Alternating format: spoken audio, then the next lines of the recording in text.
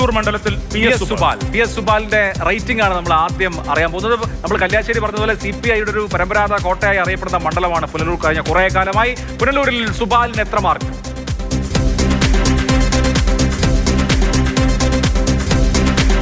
69.17. Good score. 59ാമത്തെ റാങ്കുമുണ്ട് അദ്ദേഹത്തിന്. സംസ്ഥാനത്ത് 59, 140-ൽ 59. അതെ, വളരെ മികച്ച സ്കോറാണ്. 69.17. അദ്ദേഹം വളരെ ജനകീയനാണ് മണ്ഡലത്തിലെ കാര്യം.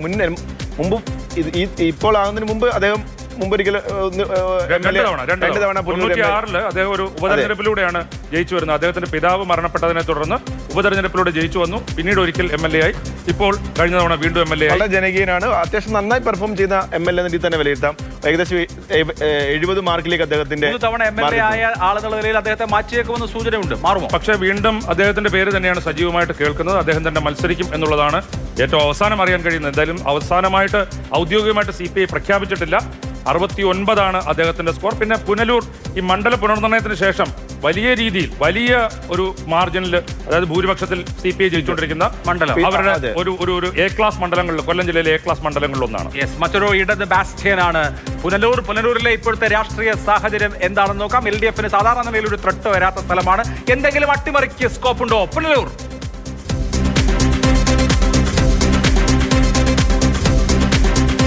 55.71, 34.84 ഉള്ളൂ UDF. NDA 9.45 മാത്രം. 20.87 വലിയ ഭൂരിപക്ഷം, വലിയ മാർജിനിലേക്ക് അവിടെ LDF ജയിക്കാനുള്ള സാഹചര്യം കാണുന്നു. ഒരുപക്ഷെ ഈ സമയം നമ്മൾ ഈ സർവേ നടക്കുന്ന സമയത്ത് ഈ മണ്ഡലത്തില് ലീഗാണ് മത്സരിക്കുന്നത്. അതെ. അപ്പം ഒരുപക്ഷെ വെച്ചുമാറ്റത്തെക്കുറിച്ചുള്ള ചർച്ച നടക്കുന്നുള്ളൂ. ചടയമംഗലം സ്ഥാനാർത്ഥിയായി കിട്ടാനും ബുദ്ധിമുട്ടാണ്. നിലവിൽ സ്ഥാനാർത്ഥി ഇല്ല. ലൈക്ക് ആരാണ്? അബ്ദുറഹ്മാൻ രണ്ടത്താണിയാണ് കഴിഞ്ഞ മത്സരിച്ചത്. അപ്പം ഇത്തവണ ആരാണ് മത്സരിക്കുക എന്നുള്ള വ്യക്തത വോട്ടർമാർക്കിടയിലില്ല. ഒപ്പം തന്നെ ഇദ്ദേഹം വളരെ ജനകീയനായി നിൽക്കുന്നു. ഇത് ഒരു ലെഫ്റ്റ് മണ്ഡലമാണ്.